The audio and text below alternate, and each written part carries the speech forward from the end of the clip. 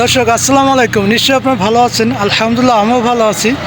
তো চলে এলাম মাগুরা নবগঙ্গার উপর যে ছোটোখাটো একটা পার্ক, সেই পার্কে চলে আসলাম। আর আমার পিছনে দেখতে পাচ্ছেন সেই 24 জুলাই যারা নিহত হয়েছিলেন, তো তাদের স্মরণে যে স্মৃতিস্তম্ভ সেটি। তো দেখেন আমার চারিপাশে ভিউটা অসাধারণ, খুবই চমৎকার।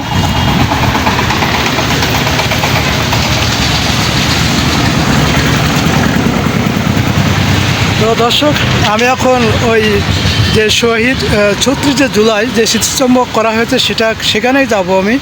তো আমি পুরোটা আপনাদেরকে একটু দেখানোর চেষ্টা করবো। আর দেখেন এখানে এই পার্কে এখনও কিছু নির্মাণ কাজ অব্যাহত আছে, যার ফলে এই বস্তাগুলো দেখতে পাচ্ছেন। যাই হোক, আমি একটু দেখাই। ওই দেখেন দর্শক, এই সেই 36 জুলাইয়ের স্মৃতিস্তম্ভ। কি অসাধারণ ভিউর মধ্যে এটি স্থাপন করা হয়েছে, নির্মিত করা হয়েছে।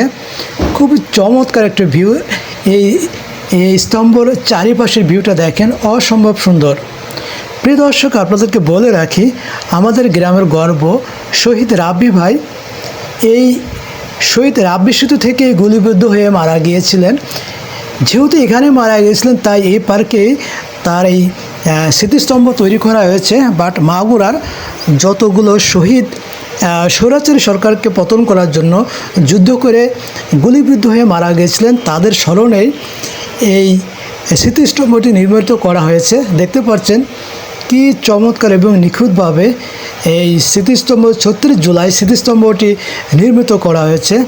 এখানে বিভিন্ন ধরনের বাণী বা বিভিন্ন ধরনের ইমোশনাল ওয়ার্ড লেখা হয়েছে।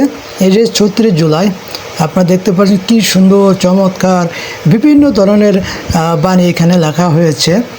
এটি অ্যাকচুয়ালি 24কে ধারণ করে, লালন করে, পালন করে এবং স্মরণ করিয়ে দেয়। তো যাই হোক, আমি এর চারিপাশের দৃশ্য, নান্দনিক দৃশ্যটি আপনাদের একটু দেখাবো। অলরেডি আপনারা দেখতে পাচ্ছেন কি চমৎকার একটি ভিউ। দ্যাটস ওয়াই আমি যেটা বলতে চাচ্ছি যে এই স্মৃতিস্তম্ভটি একেবারে নান্দনিক, খুব এক্সেলেন্ট ভিউর মধ্যে নির্মিত করা হয়েছে। তো যাই হোক, ভিডিওটি ভালো লাগলে অবশ্যই শেয়ার করে অন্যকে দেখা করার সুযোগ করে দেবেন। এছাড়া লাইক কমেন্ট করে আমার সাথে থাকবেন। দেখতে থাকুন। আল্লাহ হাফেজ।